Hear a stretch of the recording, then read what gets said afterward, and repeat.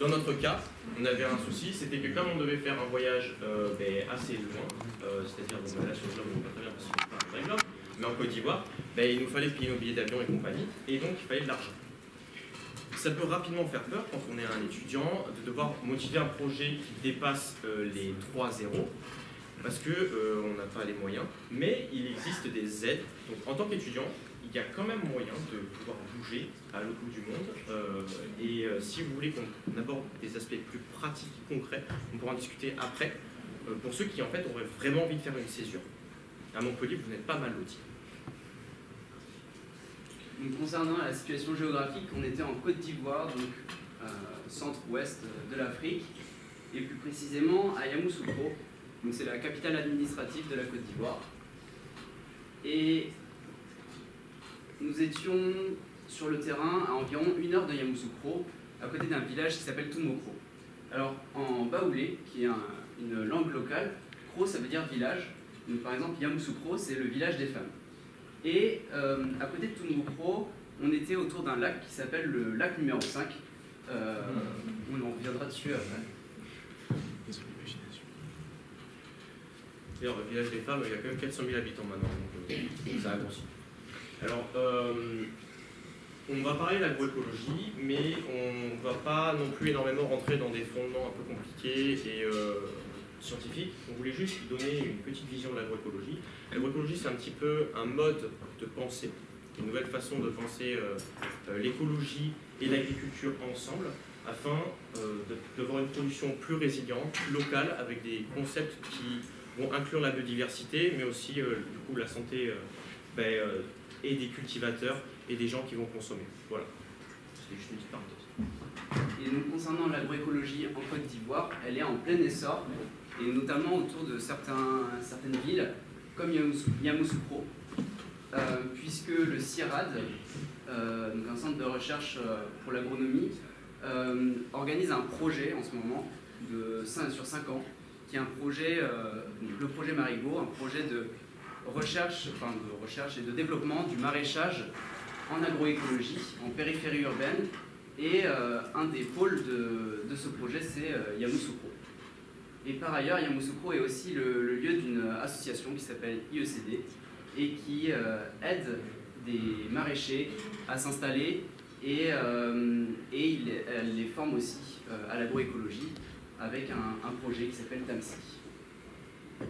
TAMSI, c'est un projet de formation qui s'est terminé en 2019-2020, donc c'est tout récent. Et ces 4 personnes que vous voyez là, c'est-à-dire les gens avec qui on a passé la plupart de notre temps sur place, à savoir Jean-Paul, Assine, Auguste et Pierre Claver, et ce sont des agriculteurs qui ont été motivés pour faire une transition agroécologique, puis ensuite ils se sont regroupés ensemble dans un collectif, donc ils ont créé leur association qui s'appelle la Maya. C'est tout simple, hein. Agriculteurs agroécologiques, maraîchers et Yamoussoukro.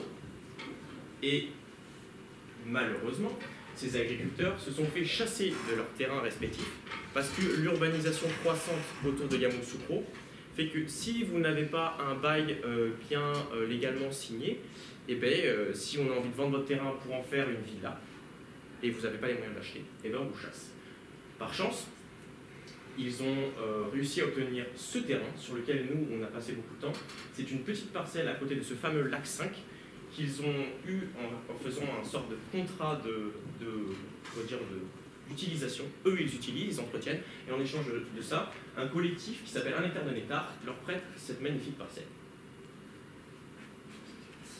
Et donc, la zone qu'on a étudiée, cette zone-là, elle est très enclavée. Donc, comme vous pouvez le voir ici, il faut y accéder par une piste qui, pendant la saison des pluies, est assez peu praticable.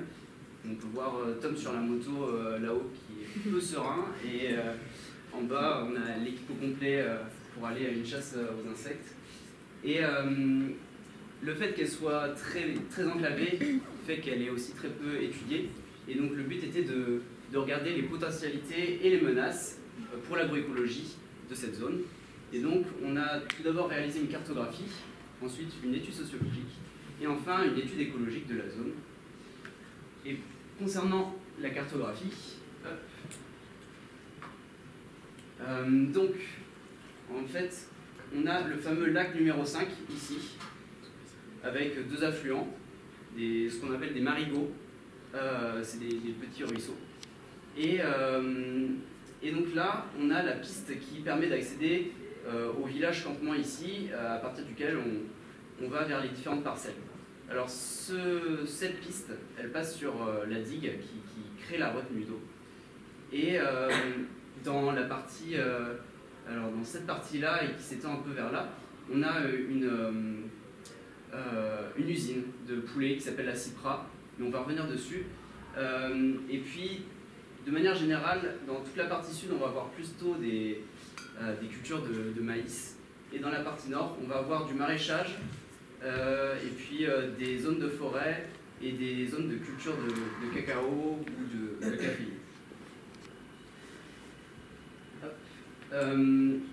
Concernant, donc là on est toujours sur la même carte, mais avec un zoom sur le nord de la carte.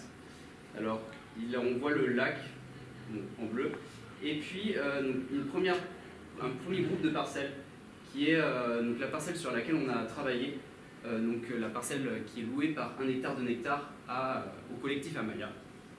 Et plus au... Alors, voilà. Ici, on a la une deuxième parcelle qui est convoitée par la Maya pour faire du maraîchage aussi. Et plutôt sous un contrat où la Maya cultiverait les terres et la propriétaire, qui a déjà planté des cacaos dessus, obtiendrait des cacaos qui seraient bio, et donc elle pourrait les vendre plus cher, et donc ce serait gagnant-gagnant pour les deux parties.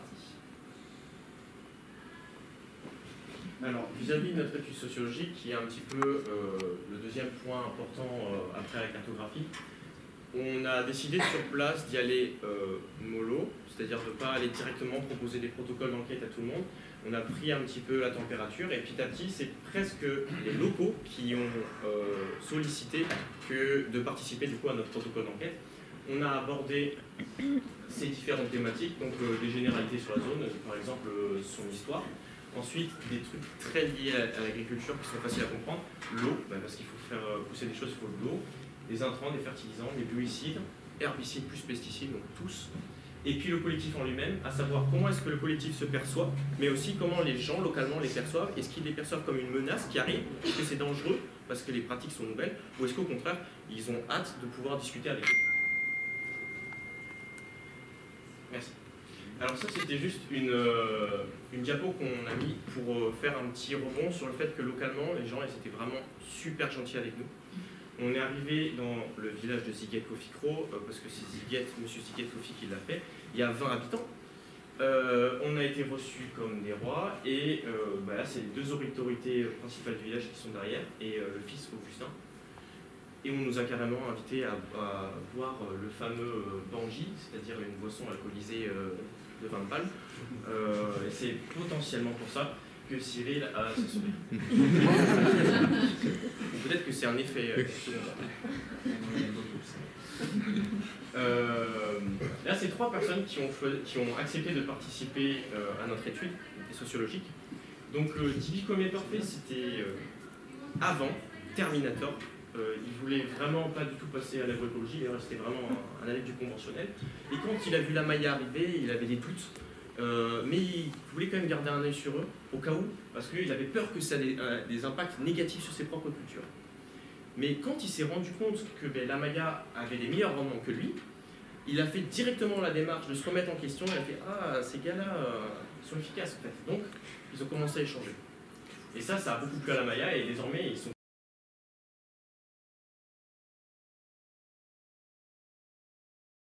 carrément partenaires, meilleurs amis. Yaku, c'est le voisin le plus proche de la Maya, toujours en conventionnel, Terminator 2. Il ne se cache pas. En fait, pour lui, c'est important d'avoir des très forts rendements. Pourquoi? Parce qu'il a beaucoup d'enfants et il a envie de pouvoir tous les emmener à l'école. Ça se comprend. Et pour lui, c'est le meilleur moyen d'avoir des gros rendements.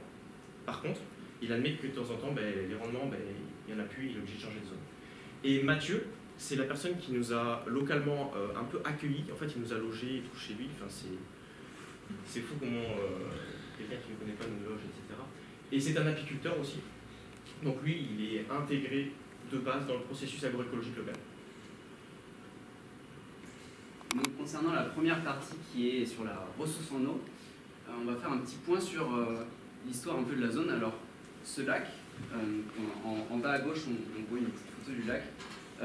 Il a été créé sous Félix Houphouët-Boigny entre 1960 et 1970. Et à l'époque, il permettait d'irriguer des plantations de caféiers et de cacaoyers tout autour de la zone. Et c'était des Burkinabés qui étaient employés par Félix Houphouët-Boigny. Et puis à sa mort, ils n'ont plus été rémunérés, donc ils ont quitté la zone. Et progressivement, le terrain a été repris par des locaux qui ont commencé à faire du maraîchage et puis d'autres plantations. Et donc, ensuite, donc on repart sur cette fameuse entreprise, la Cypra, une entreprise de poulets qui, lors de la construction de leur usine, ils ont défriché une grosse partie des terres aux alentours et ce faisant, ils ont provoqué de forts ruissellements qui menacent la digue aujourd'hui puisqu'il y a de nombreuses infiltrations. C'est aussi ce qui cause la boue sur la digue et la rendant très peu praticable à certains moments de l'année. Et si cette digue casse, il y a des villages qui sont en aval et en amont, tous les maraîchers, toutes les personnes qui cultivent ont besoin de cette eau pour irriguer leur culture. Et puis cette ressource en eau, elle est aussi utilisée donc, bien sûr pour la culture, mais aussi pour des ressources piscicoles. Généralement, ils mettent des nasses ou des filets sur le lac, ou encore ils pêchent à la ligne. Et c'est la pêche vivrière donc pour réaliser ce type de sauce qu'on peut voir en haut à gauche, où c'est des tomates, des légumes du jardin qui sont préparés avec des aubergines, d'autres légumes, et puis les poissons sont cuits avec. Et les poissons permettent de donner du goût à la sauce et d'accompagner avec, pour la consistance du plat, c'est une farine de manioc, la tiéki. D'ailleurs, on voyait la bouche faite avec des feuilles de banane de Auguste, écolo, recyclable et directement sur le plat. Alors ensuite, la ressource en matière organique, parce que souvent il faut donner de la richesse à son sol. Ce qu'on a vu localement, c'était que les gens ils étaient à fond dans les engrais chimiques synthétiques. Ils utilisaient notamment l'engrais NPK 12-22-22 qui permet de jamais taper poteau. Et jamais taper poteau, ça veut dire de manière un peu on pourrait dire illustrée, de ne jamais se prendre un râteau. Et là, dans ce contexte-là, c'est en fait d'avoir une super récolte et d'avoir un magnifique sourire. Malheureusement, les gens sont un peu conscients que petit à petit ça marche de moins en moins et donc les sols ne retiennent plus assez la nourriture, enfin du coup ces intrants qui sont mis vont lessiver et ça marche pas. Par contre, localement, il y aurait cette fameuse ressource ici, ce sont des lotus d'Inde, il y en a partout sur le lac et même si les locaux le considèrent comme envahissant, ce qui est un peu le cas puisque c'est une espèce invasive, il pourrait servir pour faire du compost. Il y a une ONG qui a contacté la Maya pour fabriquer du compost avec eux, pour essayer de les former à le faire. Et ils utiliseraient les lotus d'Inde plus les viandes de poulet pour faire du compost. Bon, c'est un projet en cours, mais c'est une bonne source. À côté de ça, la Maya, bien qu'elle soit pour le moment la seule à le faire, va défricher. Et à chaque fois qu'il défriche, il laisse reposer. Il défriche, il laisse reposer. Et à chaque fois, ça fait des cycles et ça permet de redonner de la matière organique au sol. Et même si les locaux ne le font pas, ils auront tendance plutôt à brûler. Dans leur tête, ils ont déjà compris que c'était utile d'utiliser de la litière parce que dans leur parcelle, comme celle-là, là où en fait ils plantent de l'igname, si je ne dis pas de bêtises, ils vont laisser la litière forestière et même certains arbres. Ils vont même utiliser les arbres en fait comme appui pour que leurs lianes poussent dessus. Donc ils ont quand même compris certaines choses. Et ça, c'est l'usine de la Cypra. Ça a beau être une menace, ça reste quand même une grosse source de matière organique. Et potentiellement un partenariat avec la Maya, ou en tout cas ils seraient partants pour le faire, pourrait leur donner une bonne ressource.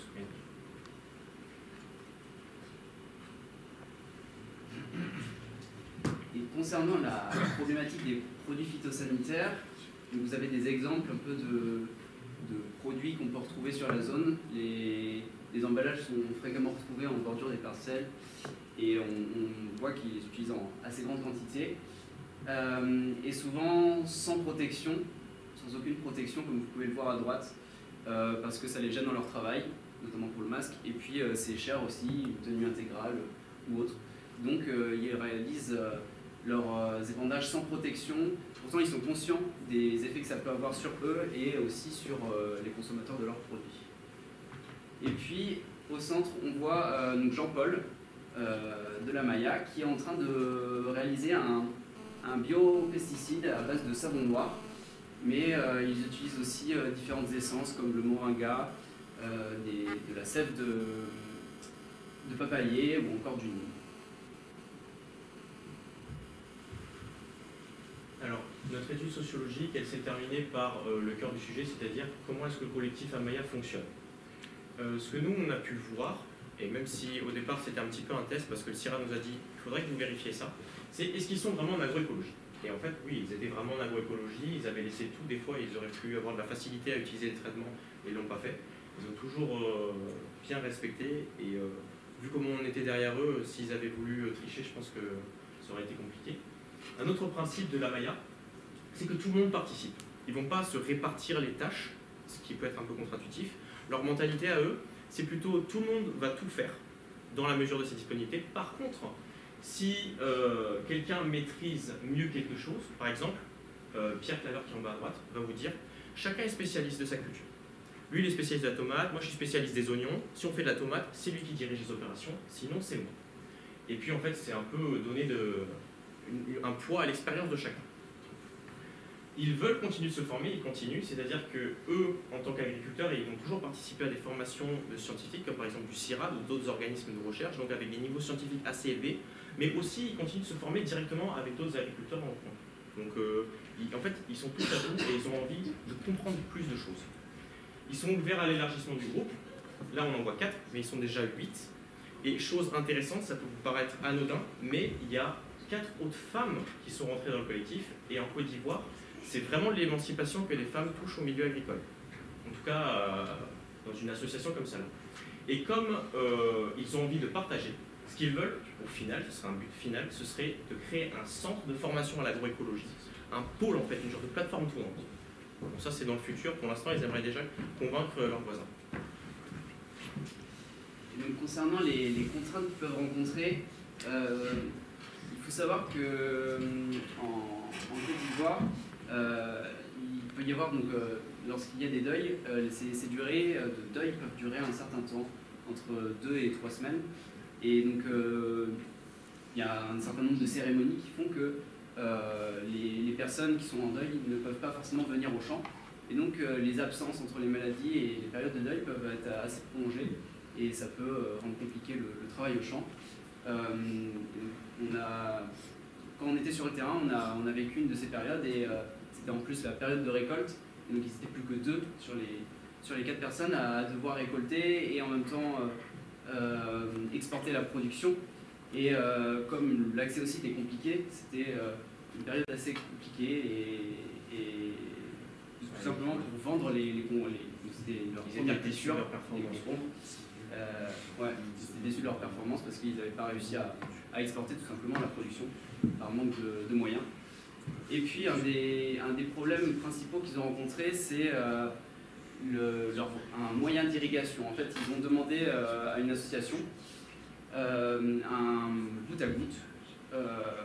Et donc l'association devait les financer sur ce goutte à goutte. Et puis elle s'est désistée un peu au dernier moment, ce qui fait qu'ils ont dû changer de technique et ils ont acheté une pompe qui fonctionne au carburant, donc ça coûte un peu cher. Et en plus, donc on branche, la technique locale, c'est de brancher une lance à incendie sur la pompe à eau et d'arroser à la lance incendie, ce qui est assez peu rentable et provoque de forts écoulements et puis demande beaucoup de temps pour irriguer toute la zone. C'est vrai qu'ici, on ne se fait pas trop l'idée parce qu'on ouvre le robinet et il y a l'eau, mais là-bas, il n'y a pas d'électricité, il n'y a pas d'eau. Hein. Donc s'il n'y a pas de pompe, il n'y a pas d'eau. Donc à moins d'aller au seau chercher de l'eau et d'arroser tout, c'est la lance à incendie. Et heureusement qu'il y a aussi le lac à proximité parce que autrement, il y n'y a vraiment pas du tout. Et puis, donc dans les atouts du fait qu'ils aient constitué ce collectif, ça leur permet donc de se cotiser pour acheter du matériel comme un moyen d'irrigation, mais aussi ça leur permet de solliciter des financements puisque le collectif, l'association permet un cadre officiel qui facilite la sollicitation de financement. Et enfin, bon, comme le disait Tom, pour eux, ils voient ça, le fait de se mettre en association comme un enrichissement individuel et collectif. Et surtout, ce qui est très important, c'est qu'ils arrivent à se motiver entre eux pour le projet qu'ils ont en ligne de mire, qui est de devenir un centre de formation à l'agroécologie dans la zone. Alors, concernant la partie études écologiques, on va commencer par une présentation sur les plantes à fleurs, une petite présentation. On a réalisé des identifications des espèces qui se trouvaient sur les 2 parcelles qu'utilise la Maya.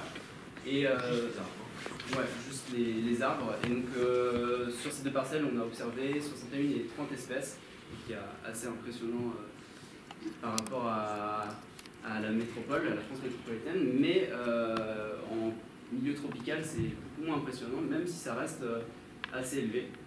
Et puis, une de nos missions était de regarder le potentiel mellifère de la zone. Et on s'est rendu compte que ce n'était pas forcément ces arbres qui pouvaient, en tout cas à la période sur laquelle on a fait notre étude, qui pouvaient permettre cette ressource mellifère, mais plutôt des herbacées du genre Euphorbia et Synedrella.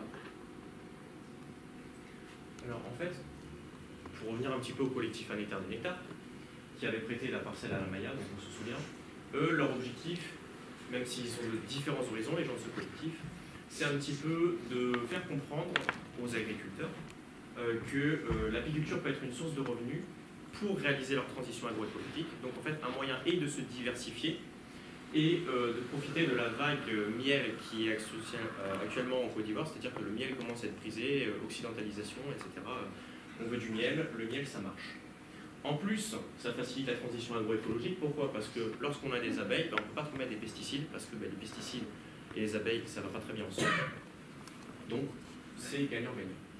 Et puis, autre avantage qu'on n'avait pas du tout perçu, mais que Mathieu nous a expliqué, c'est que lorsque vous avez un bout de forêt, par exemple, ça c'était un bout de forêt sacré, et que vous avez un braconnier qui arrive et qui tire un coup de feu à côté d'une ruche, parce qu'il ne sait pas qu'il y a cette ruche, mais il nous assurait que les abeilles, elles étaient capables de dégager fissa le braconnier, et potentiellement de le tuer, sans problème.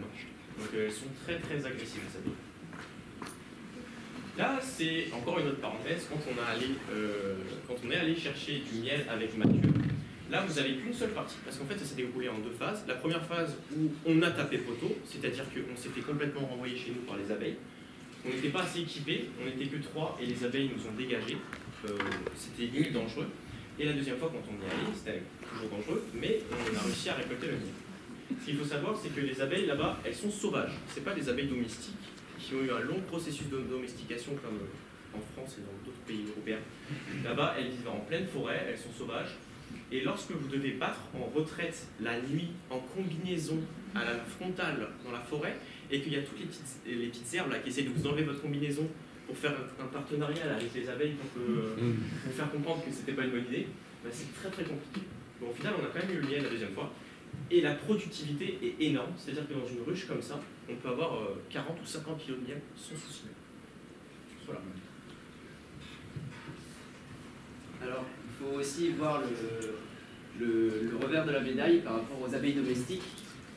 Ces abeilles, lorsqu'elles sont en trop grande quantité, lorsqu'il y a trop de ruches sur une zone, elles vont entrer en compétition avec d'autres pollinisateurs sauvages.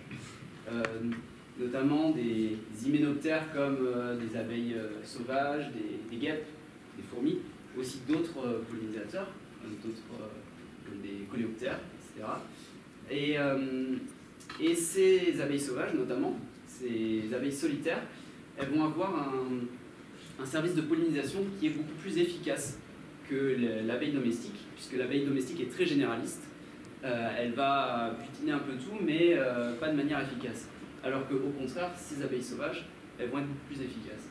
Et par ailleurs, il y a d'autres pollinisateurs qui ne sont pas forcément plus efficaces, mais qui sont aussi des parasites et des prédateurs. Et donc, eux, ils ont besoin à l'état adulte de se nourrir de nectar. Et pour le développement larvaire, ils nécessitent le parasitisme ou la prédation de certaines larves. Et c'est très intéressant en agronomie, notamment en maraîchage, d'utiliser ces insectes pour contrôler les ravageurs. Alors, études écologiques, insectes, comment est-ce qu'on les a piégés? Alors, on les a piégés de 3 manières. On a fait comme on a pu avec les moyens du bord. On avait pensé à prendre des pièges malaises avec nous. Donc le piège malaise, c'est le piège qui est en haut à gauche. C'est une tente qui permet de récolter les insectes qui vont aller dans une certaine direction et qui vont ensuite se retrouver dans un réservoir qui n'est pas posé là, mais qui est au niveau de Cyril. Ensuite, des pièges au sol, des pièges barbeurs. Les insectes passent au sol, ils tombent dedans, c'est des pièges passifs assez simples. Les pièges poubelles qui sont censés être jaunes. Alors, si vous avez l'imagination, il est jaune. Si vous n'avez pas de moyens économiques ni de trucs pour les peindre, ben, ils sont verts comme c'était dans notre cas. Et ça n'a pas très bien marché. En fait, il faut savoir que normalement, il faut utiliser des peintures UV parce que les fleurs ont tendance à avoir des couleurs qui se perçoivent dans les UV et les insectes pollinisateurs le perçoivent, même si nous on ne le perçoit pas, et vont aller plus facilement sur un pot qui est peint en jaune UV qu'un pot qui est peint en jaune pas UV ou encore pire, jaune-vert. Voilà, donc ça n'a pas très bien marché ce piège. Voilà. Et nous avons travaillé, parce qu'il fallait se restreindre, on n'avait que 2 mois et demi, sur 6 environnements différents. Ces 6 environnements, on les a choisis comme étant des habitats qui représentaient un petit peu les différentes variations sur le terrain qu'on avait, et aussi parce que c'était des milieux agricoles, ou à côté. Donc on avait les tomates de Yakou, il y a moyen qui est sur la deuxième après, ouais. Les tomates de Yakou, le fameux Yakou. Donc là, c'est des tomates en conventionnel. Vous voyez, elles flétrissent, elles sont pas très belles, c'est comme ça. Pas de litière, pas de couvert arboré, rien. Les cacao-bananes, la parcelle convoitée par la Maya. Donc là, il y a des cacaoyers, des bananiers, il y a une bonne litière, des fois il y a des arbres, donc c'est une parcelle assez cool et très grande. La forêt, c'était juste à côté du village. C'est quand même une forêt assez grande avec des arbres 50 mètres et tout. Et il y a beaucoup de litière, beaucoup d'arborescence, donc beaucoup peu de lumière arrive au sol.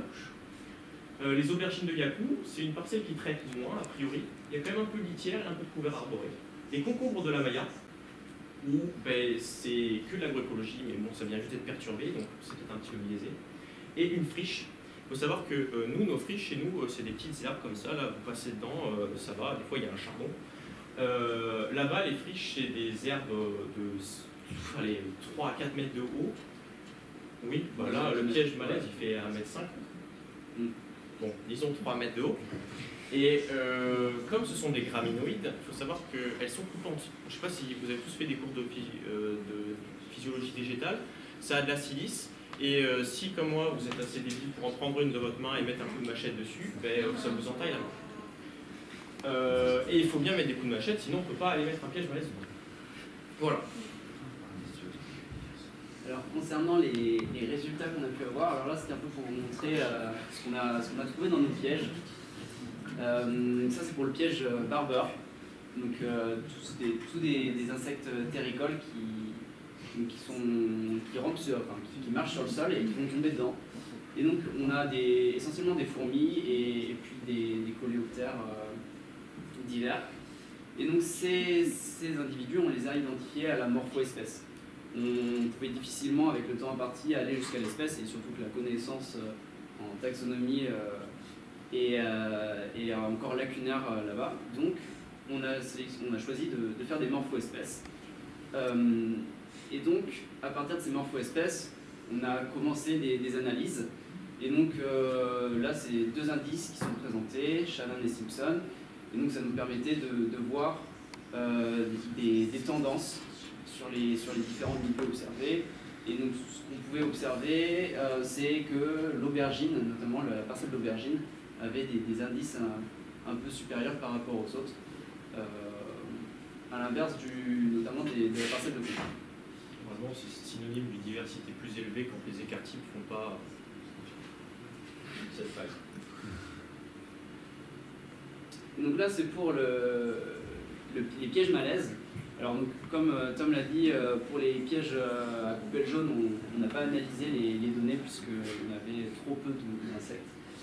Et donc, pour les pièges malaises, on a essentiellement des familles d'hyménoptères. Et c'est sur celle-là qu'on s'est fixé aussi. Donc, au milieu, voilà, ici, on a un braconidé assez gros. Et puis, à l'inverse, on a un mimaridé à droite, qui est un des plus petits hyménoptères qu'on peut trouver, avec des ailes qui ont des poils sur le bout des ailes qui permettent d'augmenter la portance. C'est vraiment un des plus petits hyménoptères qu'on peut trouver. Je sens que ça fait de l'ordre du 1 millimètre de diamètre, hein, les gars. Donc, c'est vraiment petit. Donc là, c'était rapidement pour vous montrer un peu ce qu'on avait trouvé au niveau de ces familles. Et on a encadré les lignes pour les deux parcelles, aubergines et bananes cacao. En colonne, vous avez différentes familles d'hyménoptères qu'on a trouvées. Et puis, donc on voit que pour ces deux lignes, on a des densités et puis quasiment toutes les familles sont présentes pour ces deux parcelles, à l'inverse des autres parcelles.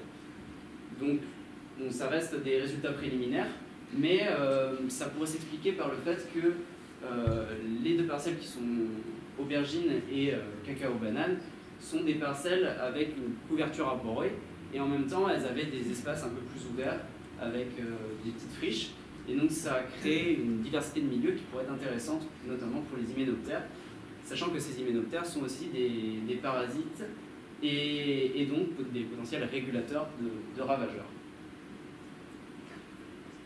Alors, on a parlé un petit peu de biodiversité, de qu'est-ce qu'on avait trouvé pendant notre échantillonnage protocolaire, mais il faut savoir qu'à côté, on avait un peu de temps aussi, et que tant qu'à faire, on était dans la biodiversité, on n'allait pas se priver. Donc, on a regardé d'autres groupes, on va dire, de biodiversité. Par exemple, on a regardé les papillons, on a regardé les poissons, et avec Cyril, on avait surtout regardé les hyménos. Mais quand on a été rejoint par d'autres amis, dont certains sont là en bas, on a élargi notre champ des possibles et on a regardé les libellules, les oiseaux, les punaises et d'autres taxons. Et là, vous voyez quelques photos qu'on a pu faire. Donc, je ne sais pas si ça vous parle, mais ça, c'est un martin pêcheur. Et là-bas, il y a 25 espèces de martins. Des papillons, on en a 250 espèces de papillons le jour. Là-bas, ils en ont environ 1500. Donc voilà, c'est pour montrer que c'est un petit peu impressionnant. Et puis, comme c'est bien de faire des choses et de produire de la connaissance, mais c'est mieux de la partager, parce qu'avant tout, la connaissance, quand on ne la partage pas, elle ne sert pas à grand-chose, on a des livrables. Notre premier livrable, c'était un gros rapport qu'on vient juste de refaire, donc la deuxième version est disponible. C'est un truc qui fait 90 pages, avec les figures incluses, donc c'est assez indigeste, et c'est ça qu'on a donné à l'organisme de recherche. Eux, ça leur servira directement, on a quand même essayé un peu de vulgariser, mais là, ce n'était pas le sujet de cette présentation. Ensuite, nous avons nos collections, parce que les collections, on les a ramenées, elles sont là en France, dans mon frigo, ce qui est totalement illégal. Et nous avons du coup toutes les collections, sachant que vous voyez là, les deux dernières sessions de pièges malaises n'ont pas été identifiées parce qu'on n'avait pas le time. Et elles sont en alcool, à 75-80 degrés, donc c'est toujours possible et de faire de l'identification dessus et de faire de la génétique dessus. Là, c'est une petite perche qu'on tend, c'est-à-dire que le stage peut se poursuivre avec d'autres trucs sur tous ces taxons et il y a possibilité d'utiliser ce matériel génétique ou en tout cas ces individus pour aller plus loin. Donc, c'est des gens intéressés. Et puis, il y a ça, il y a aussi le fait qu'on n'a pas terminé, enfin, on a fait des analyses préliminaires, donc il pourrait y avoir des analyses plus précises. Et puis, normalement, dans 1 ou 2 ans, le CIRAD voudrait pouvoir réaliser un autre stage sur ce même site pour voir l'évolution. Donc, il y a encore des choses à faire. T0 et T plus 3. Alors là, c'est un de nos livrables qui nous a pris le plus de temps à réaliser, c'est la galerie imagée des morpho-espèces. Donc on s'est déjà un peu expliqué c'était quoi une morpho-espèce. Notre galerie, c'était un document Drive. En fait, il fait environ 500 pages. Et sur chaque page, on a mis un type. Genre par exemple, on a dit, voilà, lui, on l'a vu un certain nombre de fois. À chaque fois qu'on l'a vu, on allait dans notre galerie, on disait, ah, c'est lui, ok, on sait que c'est lui, on avance. Parce que si on devait tout identifier à chaque fois, ce serait une galère. Nous, on les a laissés à la famille, ce qui est déjà pas mal pour des insectes, même si vous pouvez rigoler. Mais comme on les a mis ensuite sur iNaturalist, on a pu profiter on pourrait dire, de l'expertise d'autres gens bienveillants qui nous ont permis d'aller beaucoup plus loin. Parfois, on est allé jusqu'à l'espèce qui est improbable en milieu tropical, enfin, certains trucs, genre des fouilles, c'est un truc de malade. Là, par exemple, on a réussi à aller jusqu'au genre. Pour ce scarabée, on n'avait absolument aucune idée. D'ailleurs, on n'avait même pas la motivation d'aller plus loin. Et donc, concernant les différents entretiens qu'on a pu avoir avec les agriculteurs, eux nous ont en tout cas apporté beaucoup d'informations. Et puis, on a eu des discussions avec eux sur la biodiversité, sur aussi l'agroécologie. Et on espère que ça leur a apporté et aussi que, en tout cas, certains nous ont dit qu'il serait intéressant d'aller voir la Maya, intéressés pour aller voir la Maya, et peut-être pour se former, et donc changer leur pratique. Et puis, pour revenir sur le projet iNaturalist, le but c'est d'améliorer la connaissance sur cette biodiversité qui est très peu connue puisqu'on est en milieu tropical, et donc de se fixer sur une zone où on va acquérir pas mal de connaissances. On espère que certains naturalistes aussi vont peut-être profiter de ce projet pour aller sur cette zone et améliorer encore, ajouter de la donnée. Et à terme, cette connaissance pourrait permettre aussi à la Maya de sensibiliser sur la protection de la biodiversité et de l'intégrer aussi à sa formation sur l'agroécologie. Nous vous remercions pour votre attention et je vous invite à